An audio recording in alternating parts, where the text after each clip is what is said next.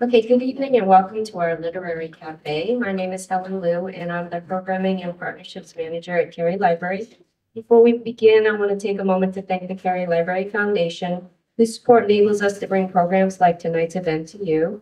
The Literary Cafe was created by the foundation and they're pleased to collaborate with Kimberly Hensel Lawrence and Marjan Kamali on this series. I would also like to thank the public libraries in Ashland, Bedford, Needham, Tewksbury, and the Thomas Crane Library in Quincy for partnering with us on this program. LexMedia is here to record the program and will be posted to the library's YouTube channel sometime next week. We will have time for questions at the end of the program. If you're joining us in person, please raise your hand. And if you're joining us via Zoom, please submit your questions to the Q&A or chat. Now I'd like to introduce our hosts. Kimberly Hensel Lawrence is a member of the Cary Library Foundation Board and a producer and on-air host for A Mighty Blaze, an online literary organization. Please join me in welcoming Kimberly, who is going to introduce our guests this evening. Thank you, Helen. Can you all hear me okay? Yes, great. Thank you, Helen. Thank you, everyone who is here tonight, and then also all of our audience members who are logging in online. We're very grateful that you've chosen to spend your evening with us and our amazing panelists. The Literary Cafe series that we're hosting tonight is something we've been doing for about 2 years here at Cary Library, and you can watch all of our past presentations online. Just go to YouTube and look for Cary Memorial Library. So I wanted to just reiterate what Helen said, that we're going to do a Q&A at the end, so please keep your questions. We definitely want to hear your queries for our panelists.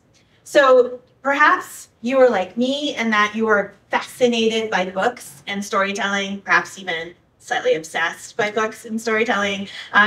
If you are, and I'm sure you are, if you're here, you are in the right place, and we have an amazing panel for you.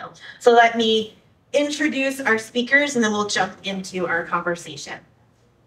So, just in alphabetical order. Actually, you sat in alphabetical order, which makes it even easier.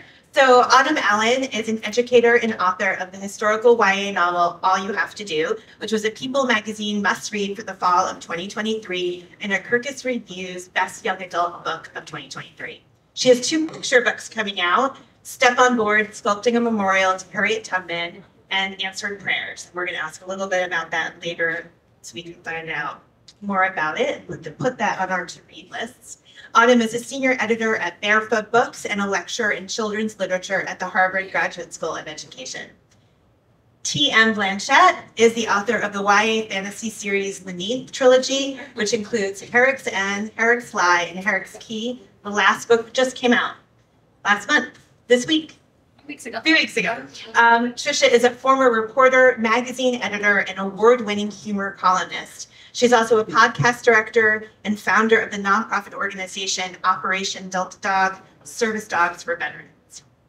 Desmond Hall is the author of the YA novels Your Corner Dark and the forthcoming Better Must Come, which comes out next month. Your Corner Dark was a finalist for the New England Book Award, among many other accolades. Desmond has worked as a high school biology and English teacher, counseled teenage ex-cons after their release, and served as Spike Lee's creative director at Spike DVB. Desmond's also served on the board of the Partnership for Drug-Free Kids and the Advertising Council, and judged the One Show, the American Advertising Awards, and the NYC Downtown Short Film Festival. And of course, you hear all that, and it's not a surprise, he was also named one of Variety Magazine's top 50 creatives to watch. So, we have an impressive group who have written really wonderful books. Yes. And they've written really wonderful books that I hope, if you haven't yet read, you will be inspired to do so after tonight. So our theme tonight is writing YA novels. And probably the first thing we should talk about is what makes something a YA novel. And I did a little research, did a little Googling, as one does. And the definition I came across, and I'd love to hear if you all agree, is that a YA book or YA literature is a category of books that includes a variety of genres, as we see tonight: historical, fantasy, contemporary fiction. And it's written with a protagonist who is a teen. That's really it in terms of criteria. Would you agree that that's an accurate example? that accurate definition of YA? Yeah, I agree with that. I think, you know, you look at, I think it varies when it's a reminiscence and someone's looking back on the teen years from an adult point of view. But otherwise, I think what you said is spot on. Anything the two of you would add to that definition? I would just add that it's usually older teens, because middle grade sort of encompasses that younger teen generally. So you're talking like the upper teens into early 20s. I think I would prefer to sort of nudge the definition more towards the intended reader versus the protagonist. When I was shopping my book, because my protagonists, one is in high school and one is in college. And so some of the agents were saying, well, if he's in college, he's not really, you know, YA is for up to 18, so this is a little too old. And I was like, no, teens want to know what's coming. You know, they're curious about college, they're curious about life after high school. So to me, if it's aimed at a teen reader. Excellent. Okay. So that leads to a question I had on my mind as I was reading all of your books, which is what brought you to write YA? Was this something that you specifically set out to do? Or did you write a story and then someone said to you, oh no, this is a YA book? How did you come to write this particular category of books? And also, you talk a little bit about the genre that you're all writing in, why you made those decisions as well. Autumn, would you like to start? Sure. So I was in school for writing for children. So everything I was writing was for him. I think I did have that sort of dilemma in terms of what Desmond was saying about whether it's retrospective, you know, an adult looking back, or if it's a teen sort of going through the process, you know, and narrating what's happening. Because what I wanted to explore was sort of my generation as teens. And so the 1995 story is my generation.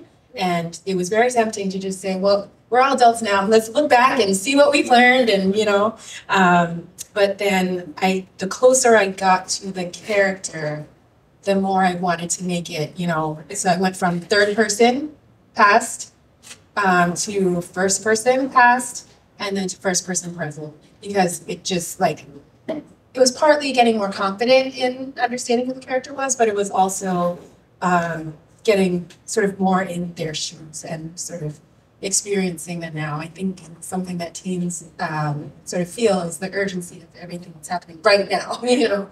And so I wanted to sort of get that feeling, because some of the issues and the themes in the book are the parents saying, slow down, like you have your whole life ahead of you, you know, like it doesn't all have to happen right now.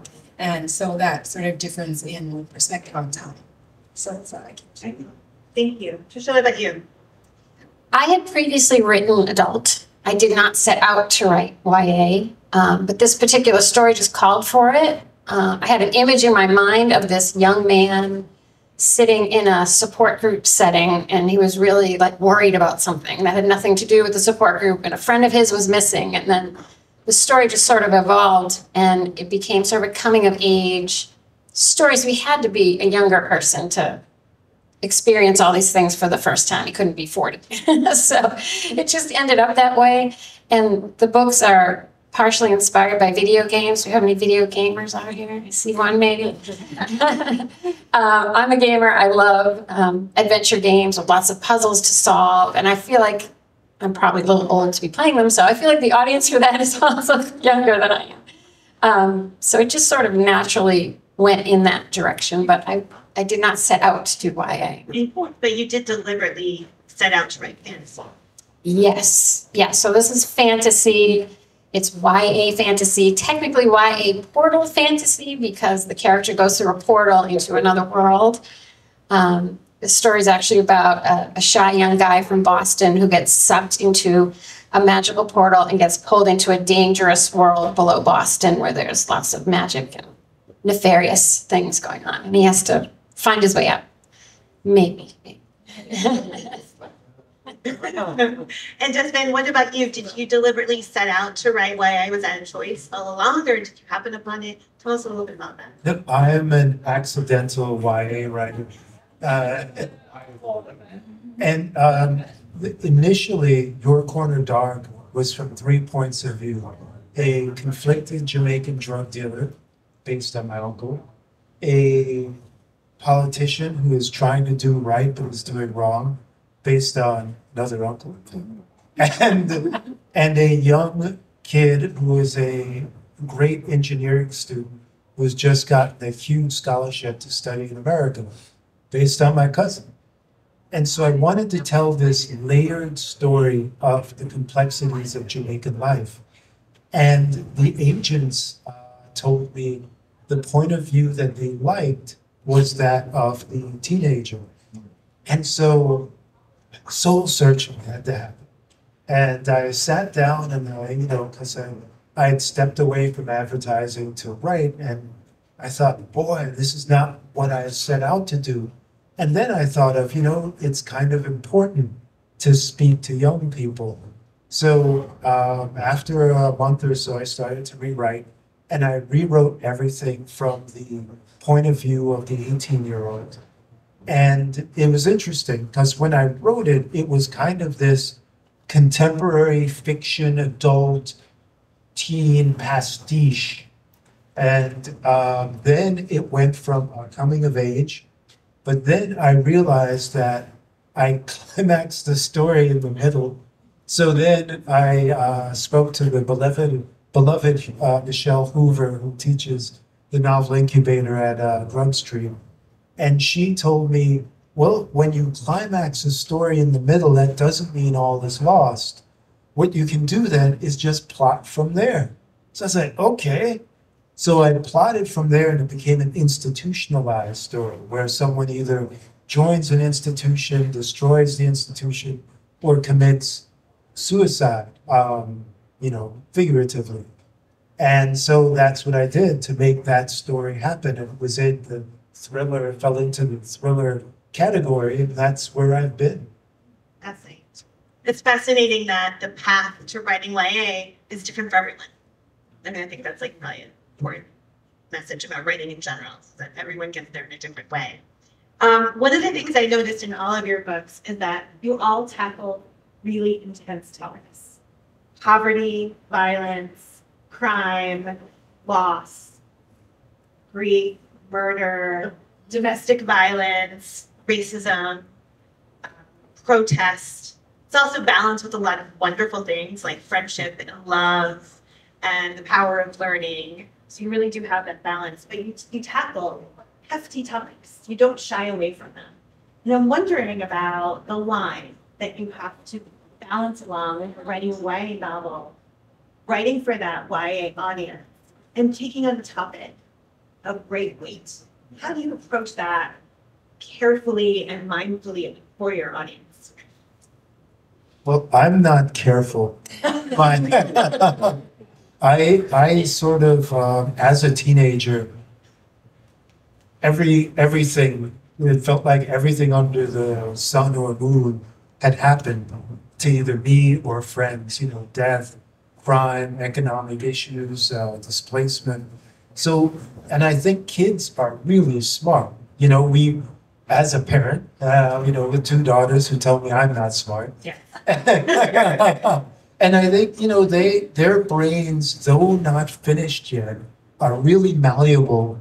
And with this thing called the internet, which wasn't around when I was a kid, they are exposed to so much more understanding.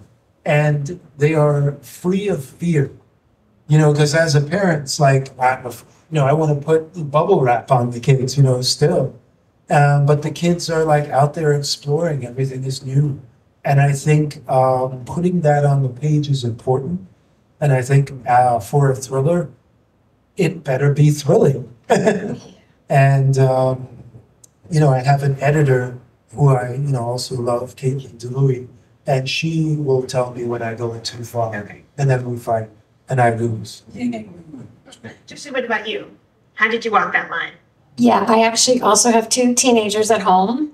And what I noticed is they're very different than I was as a teenager. I think we were a little more sheltered. These kids, they see everything. They know everything. Can't keep much away from them. My book deals with domestic violence and the concept of revenge, and the characters sort of ask themselves, okay, this person has really abused me terribly in some cases. And here's an opportunity for revenge. That's what this whole secret underground world is about. So the question becomes, if revenge is not only possible, but easy, should you take it? And if you do, what would that do to you? So the characters have to sort of grapple with that.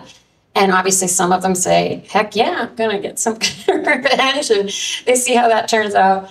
And then at the end, I sort of had to, it's a trilogy. So by the end of the trilogy, I had to really answer that question. You know, you can't just leave it there. You have to say, what does this character, i.e. the author, you know, think about this question? So there was people who had been wronged in really awful ways, and I had to sort of just confront what had happened to them.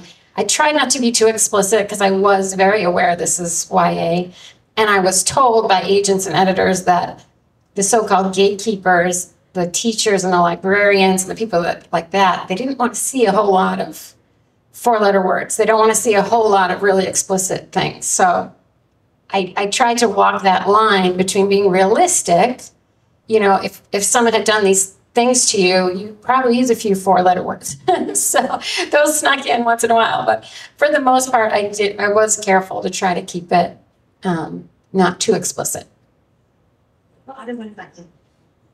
So I struggled with this a little bit because part of my purpose in writing the book was to explore how the trajectory of your life can be set by the environments you're in when you're young, and how being a Black child and a Black teen in predominantly white spaces forces you into certain choices, and that depending on your personality, gender, different aspects, socioeconomic status, etc., you might make choices that are good for you, and that pan out well, or that don't pan out so well.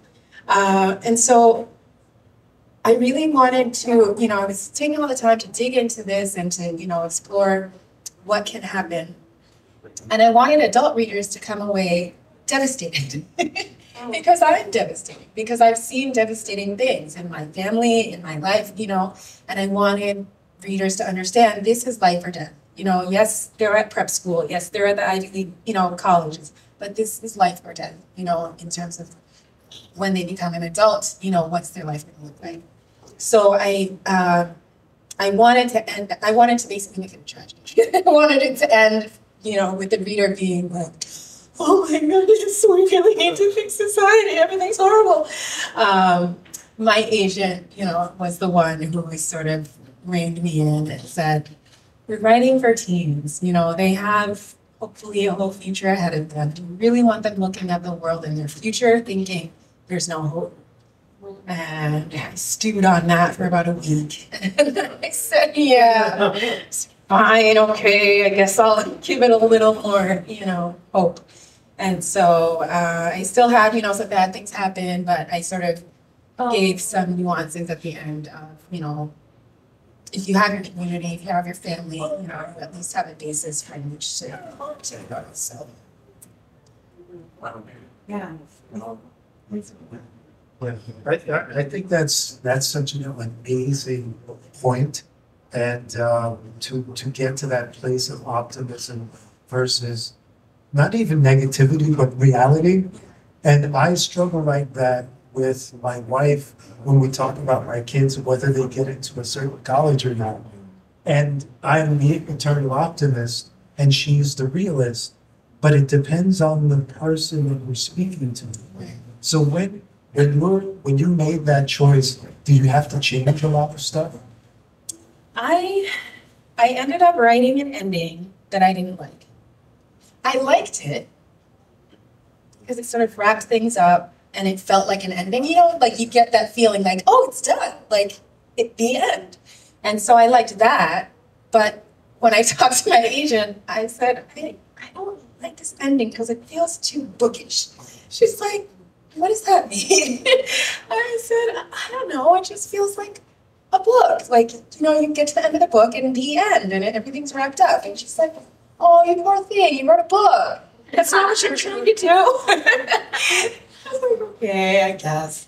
But I had to accept that, you know, readers need to emerge from the story feeling somewhat whole, you know, and not feeling disappointed. So, you know, I did what made sense, and then I had to let it sit and then accept it.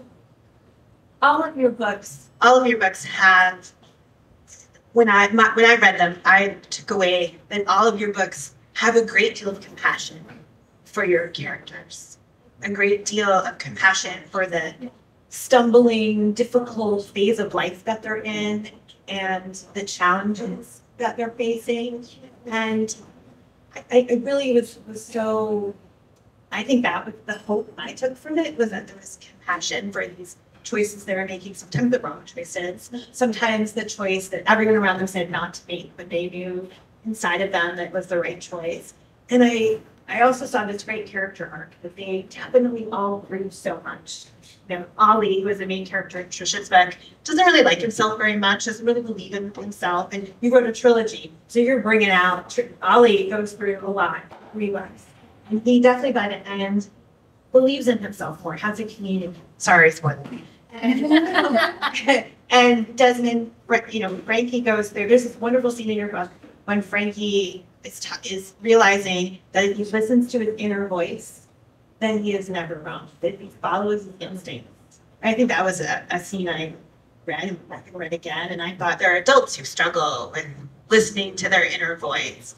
In Autumn, Kevin and Ron both go through so much in the book, and yet I mean, I really felt like Ron is just such a positive character, like really believed in what he was striving for, understood the risks, took them anyway. Also, he was like an 18-year-old boy who cooked his mom dinner. And I was like, lessons for my own children. So much hope and compassion in your characters and the arc that they each went through.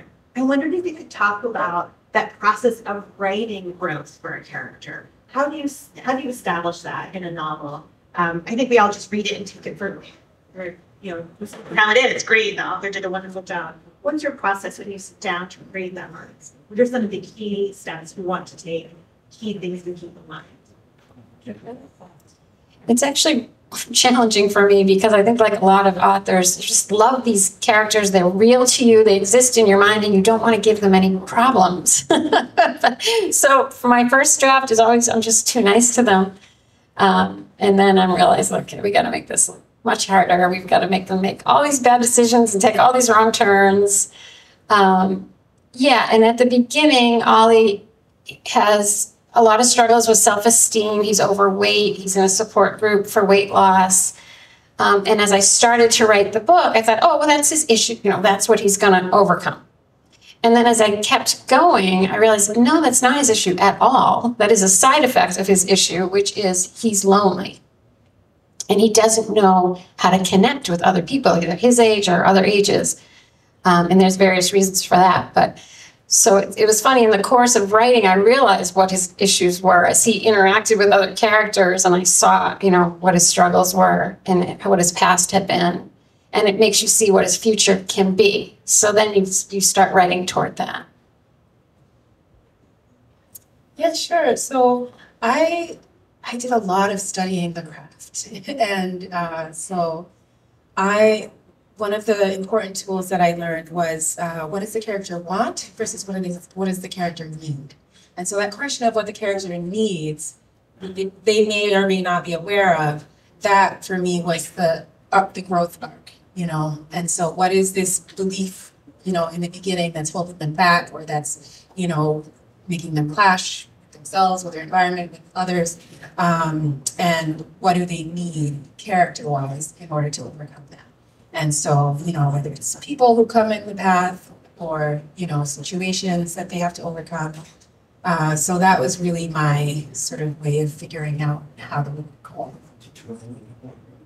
Yeah, so I'm a religious plotter, and I find people that can write by the seat of their pants, or pantsers, I don't understand. And because for me, I sort of have to start with a sort of a bank of perspective, and I fill up pages and pages of the character's perspective. And unlike my bank account, I can withdraw from this banking perspective, as much as I'd like. And I use that to create obstacles. And I'm really mean to my characters. I try to put them through the ringer as much as possible. And I think, when you look at making choices under pressure, because it really shows you real characterization, because talk is cheap. How many times, as a teen, we would all say things, but, the real proof of the pudding,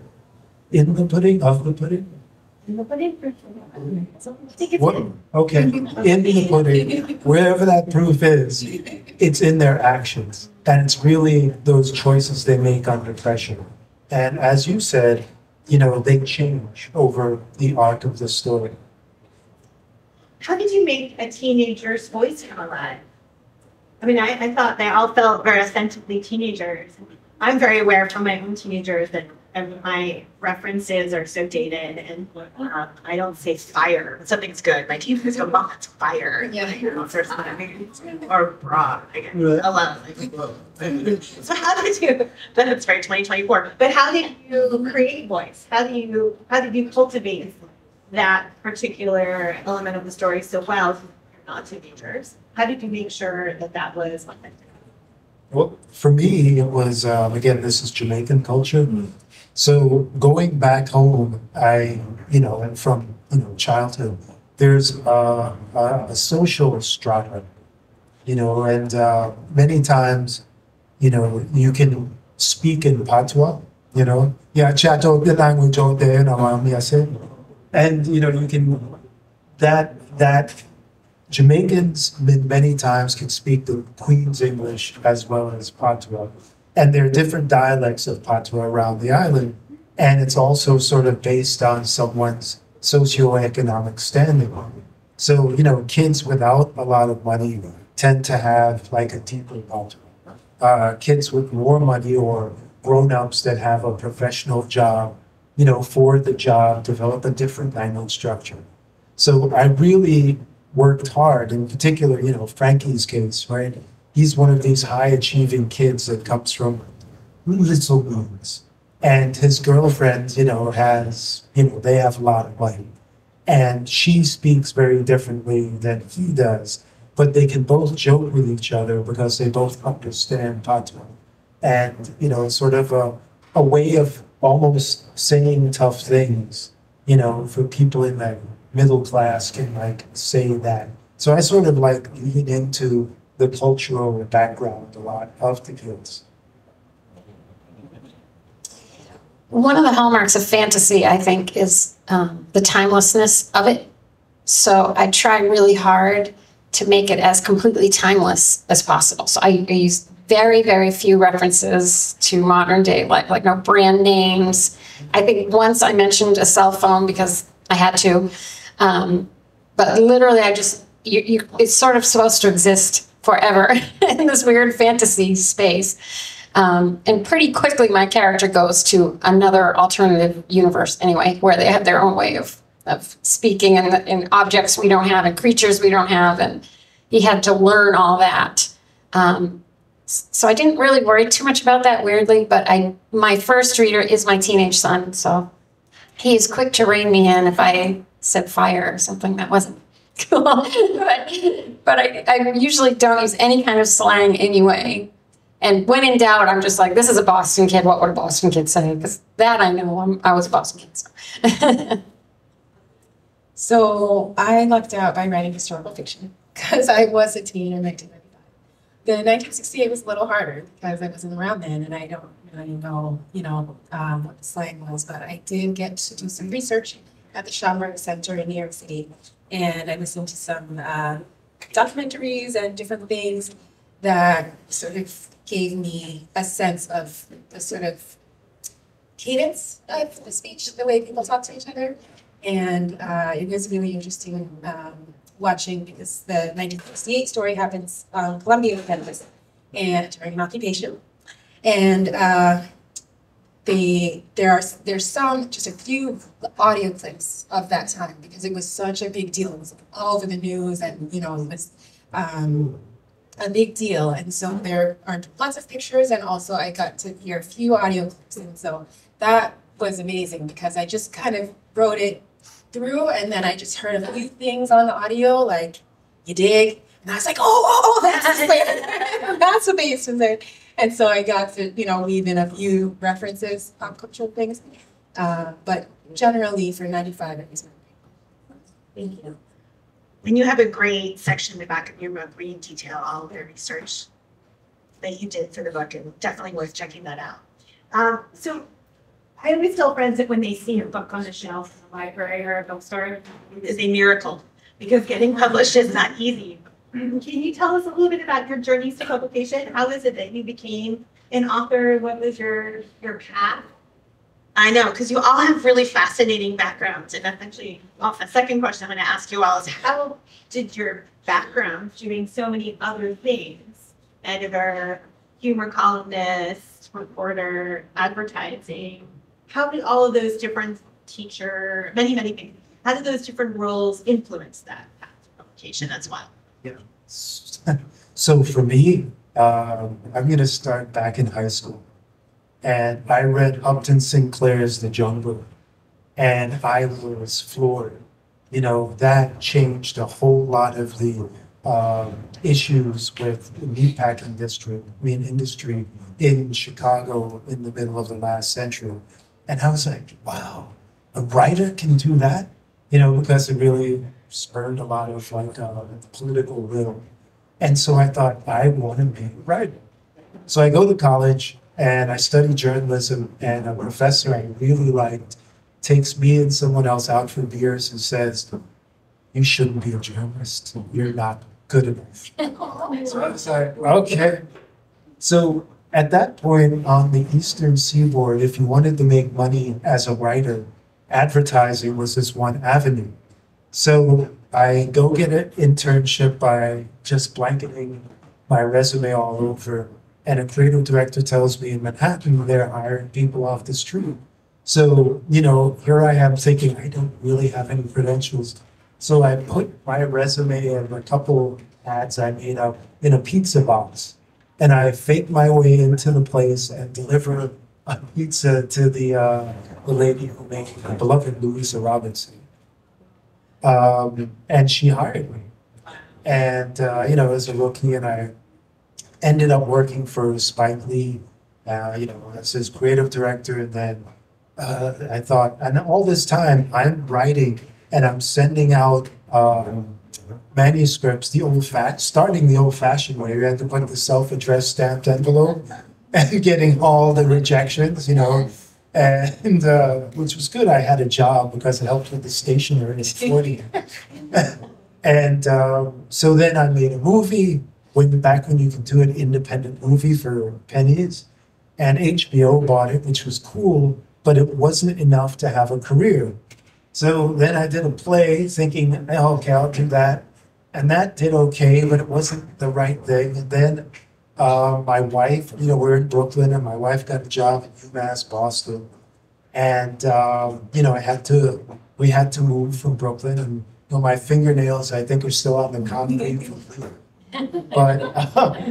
But I discovered Grub Street. And, and I tell the kids all the time at book events, I'm looking at you, young man out there, find the best teachers you can, and find them early and learn everything from them. Because all this time I was kind of hoofing it. I knew how to do film, I studied a little playwriting, I did advertising, but I didn't really study novel work, and then I got into the novel incubator at Grub Street. And then from that led me to, getting an agent. And just to throw this in there, a week before getting an agent, I'd gotten a job to go run the McDonald's account in Chicago. And my family said, don't take it. And I'm like, well, don't you want to go to college? And they said, hang in there. And lo and behold, it was 10 days later, I got an agent, like, so you need the community and great teaching. And perseverance. Yeah, dumb perseverance, like. Autumn, what about you? Oh, let's see. It's all a blur. I did my MFA, and after my MFA, I just took every class and went to every conference and every seminar, webinar, everything I could get my hands on, and every craft book, trying to find out, because I thought there was a formula. I thought there was like a right way to write a novel that I could discover, and then I'd be like, oh, okay, now I got it. Now let me, revise this. It'll be perfect, and then I'll send it out. Turns out, you have to create your own process. So I studied all of these things, and then I sort of synthesized them into my process, and I did multiple revisions. And I really think that it was the combination of connections from the MFA program, just meeting people in the industry, even, librarians, but also people who went into publishing and agents and editors. And so that by the time I was ready, when my work was ready, I knew who to send it to. Because when I first graduated, I had, some manuscripts. I was like, I'll send these out. And I would send them out and get rejected. And be like, what? What's wrong? But this one was one that I didn't feel was ready until many revisions, because it was something I was obsessed with, and I was obsessed with understanding something. And so I kept writing and writing, getting deeper and deeper so I could figure it out. And then when I felt like I figured it out, then I shared it with other readers, and they gave me feedback. And some of the things they wanted me to change, I was like, I want to change that. But it ended up I had to compromise. Like, I wrote my version, and now if I want to publish it, I have to, adjust it for the reader. And so I just queried and got.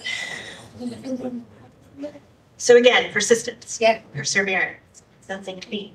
So what about you? I'm laughing because unlike Autumn, I did all the wrong things. I didn't do any of that. I should have. Basically, when I was a kid, I read Harriet the Spy. Who loves Harriet the Spy? Right? Over and over and over and over. And it just sort of got me thinking, like, how did this person do this? How did this person make me want to read this over and over again? And I just kept reading everything on the shelf that I could find from then. And I just said, this is what I'm going to do. Thinking, oh, it'll be easy. I'll just do that. Right? Went to school, went to graduate school, had children, had full-time jobs. I started a nonprofit. Cut to 25 years later, I've been writing the whole time, but not doing the research, not figuring out how to do a 3-act structure. Like just doing whatever the heck I want to do. And then sending it out to agents and being shocked when I'm rejected. So basically 25 years of rejections. I could paper, some people say I could paper a bathroom I could paper mansions with my rejections, and just kept going because I enjoyed it so much. Similarly to Desmond, I found Grub Street, which is a writing organization in Boston. It's probably 7, 8, 9 years ago now. Started taking the classes, started doing the real work. But I think for me, the magic happened with my workshop group, of which Kimberly is a member, an excellent member, by the way. And they give you feedback, and it's constructive feedback. It's always given in a generous spirit. I've heard there are critique groups where, you can get eviscerated and it's awful and you leave in tears. This is not like that. But they say, honestly, this is what's not working, and here's why. And then maybe here's some suggestions maybe for whatever. So when I truly listened to feedback, finally, after so many years, that's when it all unlocked for me. And it was similar to what you said. You're not just writing for yourself. If you want other people to read it, a 3-act structure is probably a great idea, things like that. And an ending people will enjoy. You have to take that into account. And so then it all just started to fall into place for me. I found a wonderful agent who then quickly retired.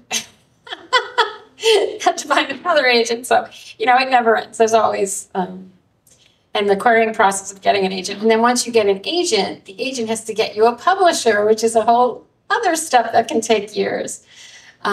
So it really is, it's not like you do these things and you get there and it's done. It's constant, because then you have to write the next thing, and maybe no one will like that. So it's just, unless you're Stephen King, I think it's a constant rejections and struggles, but it's really enjoyable to me, like the process of it. So that's why I keep doing it.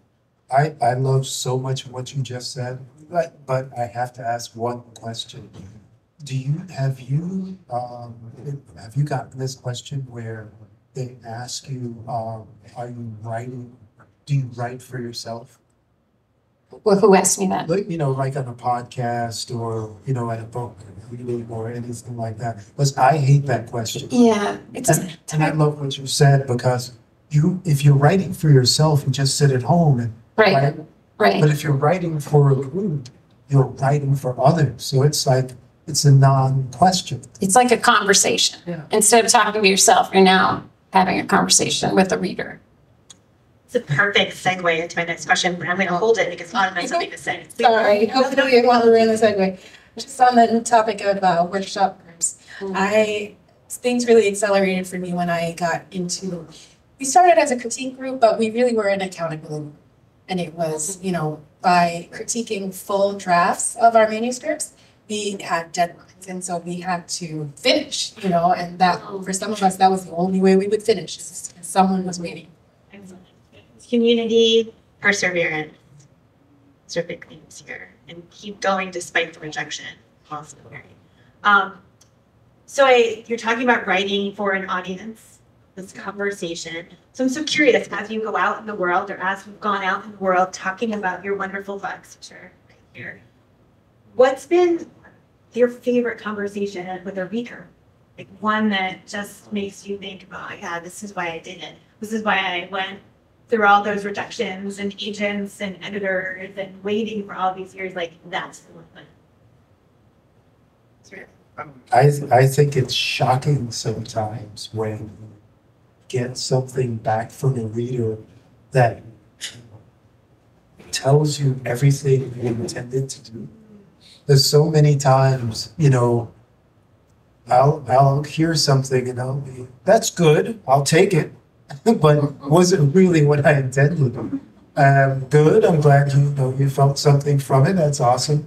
But those times when you hear that you actually accomplished, at least, to those few people, you got across exactly what you wanted to, that I love. Yeah, I think my favorite is that thing people say, which is, I can't put it down. I stayed up late. I was late for work, or whatever the thing is, I couldn't put it down, because that's really what I was going for. I just wanted it to be super suspenseful, fast-paced, adventurous. I end every chapter on a cliffhanger. So my point is trying to get you to be late for work. So when I find out it works, I'm very happy about that. So I guess we all have a mean streak, because my point is to make you cry. I love it when people cry, say they cried, or cry when they're talking to me about the book. It just makes me happy because I feel like they really got it. They really felt it. They let themselves go there, with the characters, and that's what I mean. So I wanted to ask what kind of readers you were as teenagers. So we've heard Harriet the Spy, Lover here, Upton Sinclair. Are there other authors or books that shaped you as writers from this age of being a teenager? Yeah, I was crazy into Robert Ludlum, all the spy novels, to the point where I thought I was going to become a spy novelist. And this, white girl from the suburbs was trying to write spy novels, and it didn't work out so well. But that was something I did. I would fall in love with an author and say, oh, that's what I'm going to be. I'm going to be that author. And I would try to imitate that style or that whatever it was. And it took me a very long time to realize you can enjoy all that, but you have to be your own author. You have to write your own voice. But that took me a long time out of teenage years to figure that out. Well, I do remember reading A Yellow Raft in Blue Water by, I'm not going to remember his name right now. And it was a story. I don't really remember what happens in the story, but I remember it was an intergenerational story. And so you got insight into the whole family by seeing different generations and what they had experienced. And when I read that book, I thought, I'm going to do that one day. I'm going to write a story about me and my mom and my grandmother. And it was just this thing that I wanted to do. And so this partly fulfilled that sort of desire to weave generations of our family together and sort of understand how they interacted. And sorry, that was the question. No, that's the question. Yeah. Oh, okay. Yeah, that was the question. Yeah. Yeah, I think for me, I again, I was slow to understand I needed to study harder. You know, I went to a fantastic high school, and I think it was even better than my college. And I really appreciate those teachers back then. And their curriculum was really strong. And I think back then I was, you know, I was in many ways a lost kid and finding my way to the world, you know, putting it together. And I remember the symbolism from Red Badge of Courage. I remember the plot twist in Sir Gawain. And, you know, as you bring those up, and as I mentioned, Upton Sinclair, the overall impact of that book, but I didn't read much on my own. That came later in my life. And, you know, I love what Trisha said of like being not put down in it, you know, and I love that now. And I love these times of like opening up the gap between expectations and results and keeping, you know, people on the edge of their seat. And then the, you know, telling the revelation on the turn, you know, because so that it's like, it has like a double whammy kind of thing. I love that. So I think a lot of those earlier books in high school really helped me understand that on a subconscious level. And later on, when I studied it, which I should have done earlier, then I knew how to do it myself. Excellent. So we're here tonight talking about your current projects, but you all have more coming. You have a book coming out next month. Could you tell us a little bit about it? Yes. Dying for gospel. So it's called Better Must Come. And in Jamaica, well, thank you. Da-da-da. So in Jamaica, it's 2 points of view. And the first point of view is Deja. She is a barrel girl. There's a psychological term given by sociologists in the Caribbean to children who are left by their parents to go seek employment in the so-called first world while leaving the kids with family, friends, or by themselves if, you know, they're old enough and mature enough to do it. And, you know, the parents go do this, and it's something like 40, it's at least 40% of kids go through this, you know, this type of abandonment. And the parents can make more money in 2 years than they can in a decade back on the island. So Deja is one of these kids, and she gets into a heck of a lot of trouble. And there's a second child. He is stuck in a posse, which is a gang, and he desperately wants to get out of it. And he and Deja meet. So one day, Deja is doing some fishing to augment the family income, and she comes across a man who is badly wounded, and he is a dying DEA agent. And what she has done is she's stumbled onto a drug deal gone bad, and she's trying to save this guy's life, and he's like, no, take this bag and get it to this guy across the island. And she's like, no, I can start the boat, I can save him. No, get this bag and don't let them get it. She's like, them? And then turns out to be this posse that's hell-bent on getting this bag of cash that she finds out is stuffed with 500,000 American. And she has to get it across the island.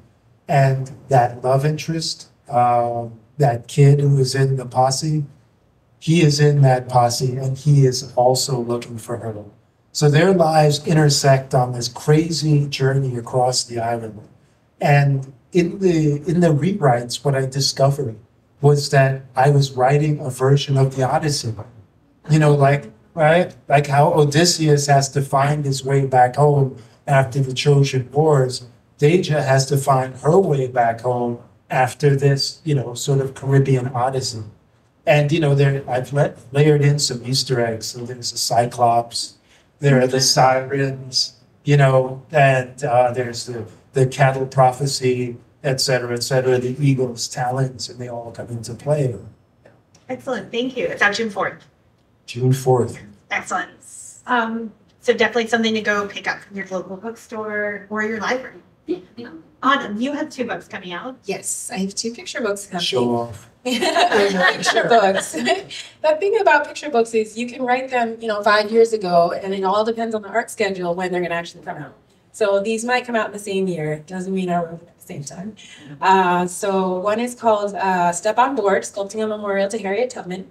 And it's about the Harriet Tubman Memorial in the South End of Boston, which was made by my mom. And so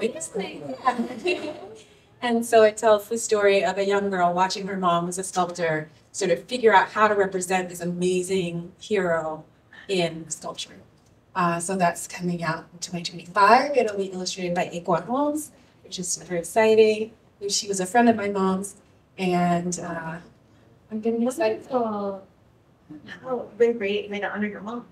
And you have a second one. Yes, and Answered Prayers is sort of an ode to Muslims of African descent in the Americas. And so it goes from way back when, like before Columbus, the first people to sort of adventure over here, all the way to the present day, of course, highlighting Malcolm, but also, to the present, singers and famous people, Congress people. And so, yeah, that's a picture. Excellent. Excellent. And Trisha, what about you? You have a new project you're working on. I am, but I just wrote 3 books in 3 years, so I need a long nap first. But I have started something new in adults.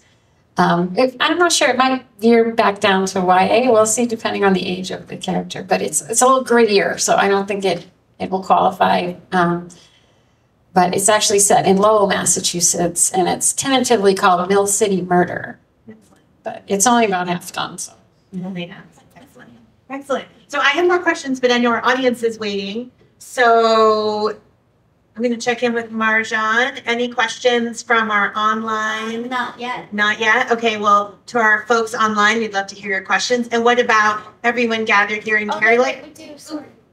Okay, I'm coming to you next. Marjan.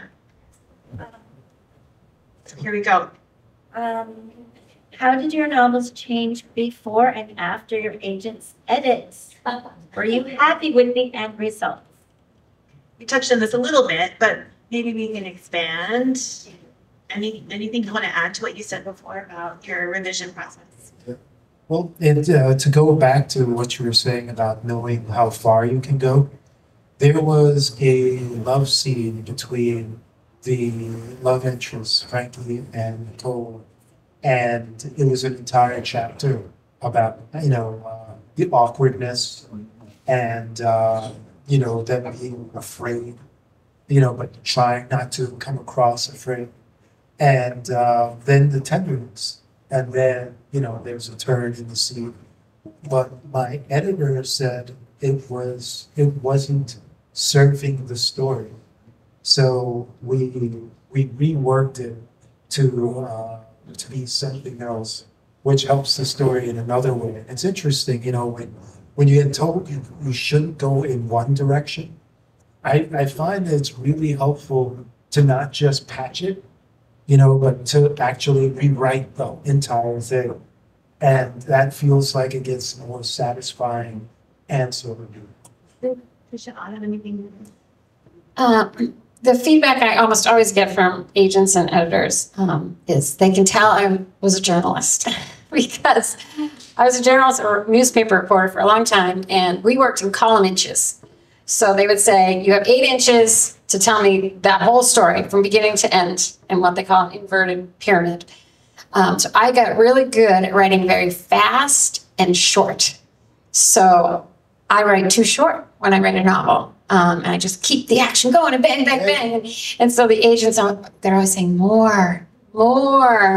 I want more about how she felt about that bottle of water. You know, you mentioned the water, but what about, you know, I'm like, oh, I don't want to talk anymore about it. Like, you have to talk more about how she felt in that moment and more. So that's almost always the feedback I get. And most authors, I think, are told they have to shorten, and I'm always told I have to lengthen. Yeah, I'll just add that I really appreciated my agent because she recognized that she's just one voice. And so when I would say, well, my husband read it and he thought this, well, my sister thought this, and, you know, my brother thought this, you know, she wouldn't say, well, they don't know what they're talking about. I'm the agent, you know, she would say, okay, you know, that's valid. You know, if they're part of your intended audience, then, you know, listen to that. So she would help me to sort of mix and match all the feedback I was getting. Oh, great. You had a question right here. You mentioned writers' workshops and communities that you share your work in for feedback. How did you protect your work from idea theft so that when you're sharing your story with someone, you don't find it got printed under a different name the following year by somebody else? I'm going to repeat that just so our folks online hear. And so the question is, when you're sharing your work in a writer's workshop or in a forum or you're getting feedback, how do you protect that from idea theft? I think you have to trust the people you're working with and filter out who you want to work with, because ideas are not copyrightable. And, you know, titles and all of that stuff, if someone wants to take it, you really don't have much. I'm no lawyer, though I did sleep at a Holiday Inn last night. It's a commercial. And, but remember that? If you sleep at a Holiday Inn, you can do anything, is the idea. Anyway, back to the point. Your ideas are, you know, easily taken. You know, I'm not a lawyer, but obviously, if you are around people that you trust, then, you know, you should be relatively safe. But otherwise, you know, the idea's gone.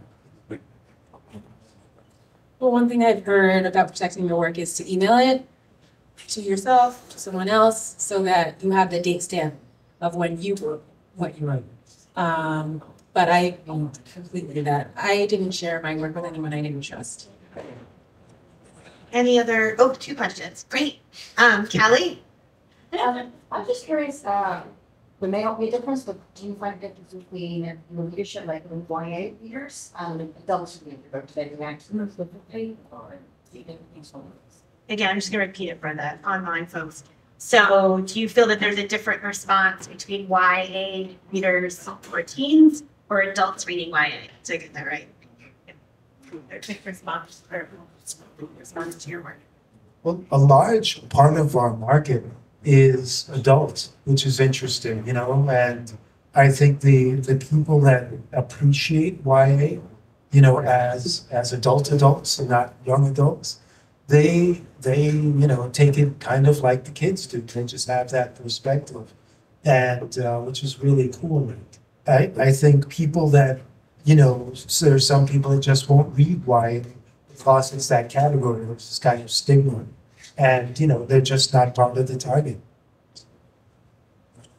I think I'm lucky in the fantasy genre. It's not as defined by age. People who like this sort of thing just like this sort of thing, and they don't really care how old the character is. And in a lot of cases, like the Hunger Games, you know, she's a young character, but oh boy, did adults love that book. So it's just, I think I'm lucky in that genre. Yeah, for me, because my book is set in schools, I get a lot of teachers who are like, my mind is blown, I'm learning so much, you know, I'm learning how to interact with teens, you know, and so there's that. And then for young people, it's more like, I feel seen, I feel understood, and I also have a lot to think about. So it's 2 cents. Yeah, I think you covered this a little bit in the beginning. And I did want to say that I read 2 of the 3 books and they were great. I don't want to say which students I'm finding one. But I do have to check out the fantasy series that is in book. So what my question is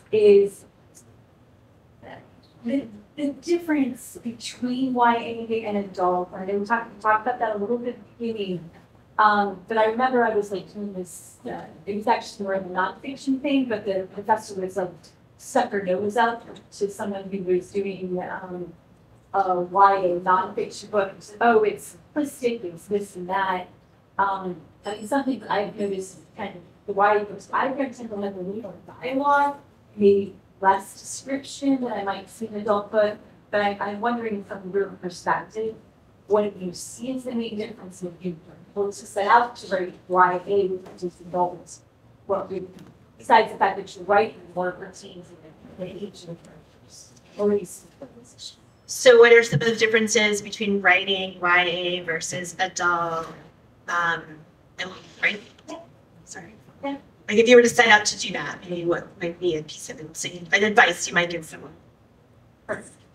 I think for me, you know, I have like the intellectual part of my brain that turns on at these kinds of questions, in the sense of the developmental stage that teens are in. You know, they're in between sort of family and world. They're sort of on the cusp of a bunch of things. They're experiencing new things, and they're reaching, you know, towards something that they haven't experienced before. And so for me, if the central conflict or dilemma or situation is about something that is really salient to teens or to, you know, to young adults in that sort of developmental stage, then it's going to sort of come out YA. You know, like you're going to automatically explore it in that way. Whereas if it's something more of concern to adults, kind of just comes out more boring. You know, just more brainy, maybe, you know, like sort of less immediate, you know, when your character is experiencing different things and at a different stage of life, they sort of express themselves differently. And I think a great question. And because I started Your Corner Dark as an adult book, and then had to change to YA, my editor gave me an intense lesson on writing YA. And one of the biggest things, she said, this is going to be one of the most difficult things for you. And here it is. You're not allowed so much distance. So as an example, at the start, usually what I always did was at the start of a chapter and at the end of a chapter, I'd have distance, right? So the sky was this, you know, the room felt this way. The heat was rising, you know, the blah, blah, blah, blah, blah.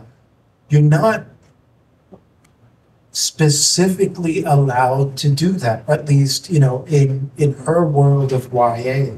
It was more the character feels the heat. The character reaches for a bottle, but there's no refrigerator and it's hot. And he longs for being at school because there's a refrigerator there. And he looks up at the sky, you know. So you're not allowed to be authorial, you know. And in particular, I'd always do it. It was like some of the times when it was the most fun. Some of my best writing was being authorial at the beginning and ending of the chapter to sort of pontificate, let the world feel those emotions and the word, set the word picture. But in YA, it's through that character's experience.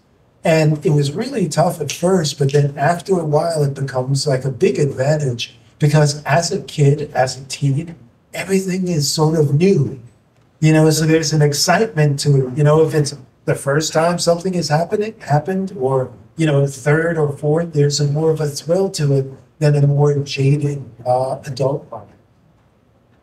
Thank you. Anything you want to add?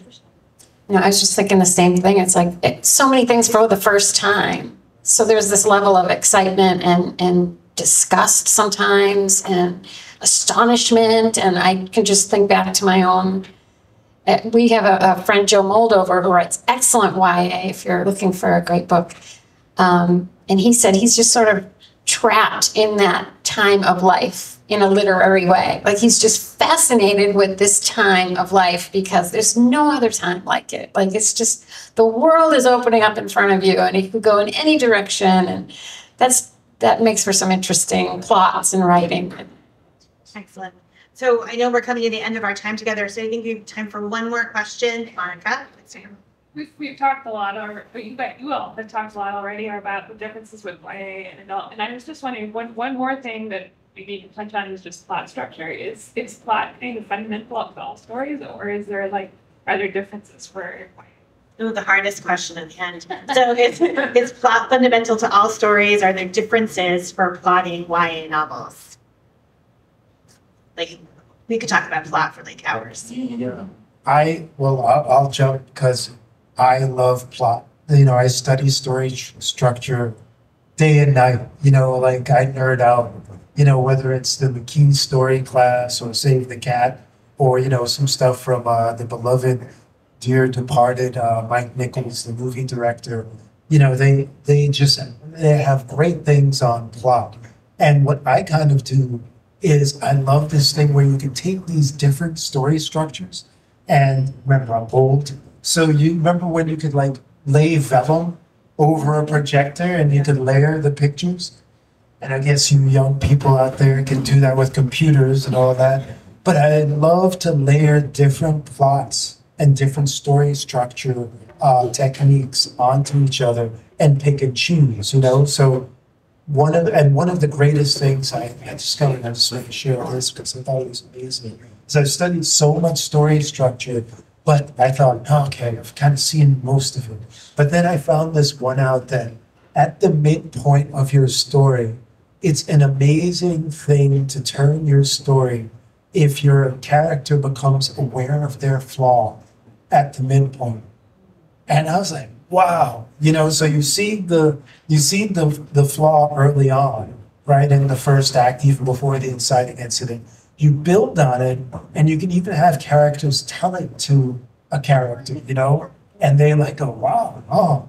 But when they become aware of it, it gives the second half of the story, in particular that soft middle, a guy like my soft middle, it's like the soft middle of the story is like difficult and be propulsive. And having them become aware of their flaw really helps the energy though, because now it's an internal call to action, right? Because you're doing so much with story structure where it's external, you know, they're going after external goal. But that recognition of the flaw becomes, I now know something about myself that I need to fix. And, you know, it can pay off the love story, it can play off the A plot, the B plot, whichever. Excellent. Thank you. Trisha, on anything you want to add? I did, but now I'm so fascinated. I'm excited. Interesting. Did I do that? What was the question? Just about plotting, if there's anything different for plotting YA. Right. Well, I've never plotted adult, so it's hard to compare. But I think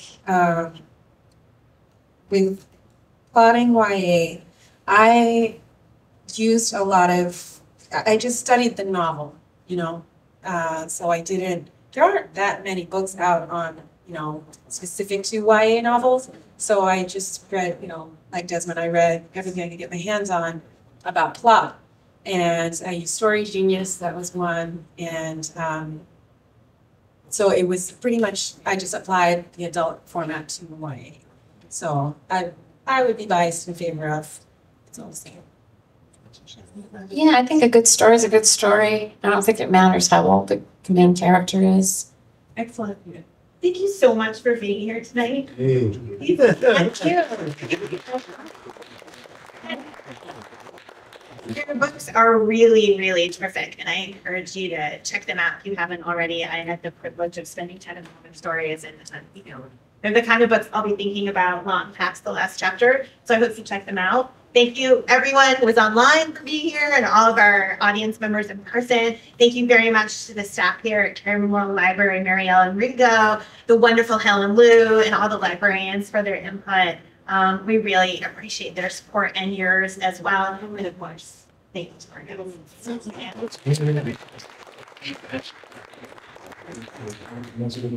Thank you, Kimberly, and thank you to our authors today, Autumn, Desmond, and Tricia for joining us, and thank you, Marjan, for managing this chat. Thank you, everyone online, and thank you all for joining us and braving the weather and coming out to see us. Have a good night.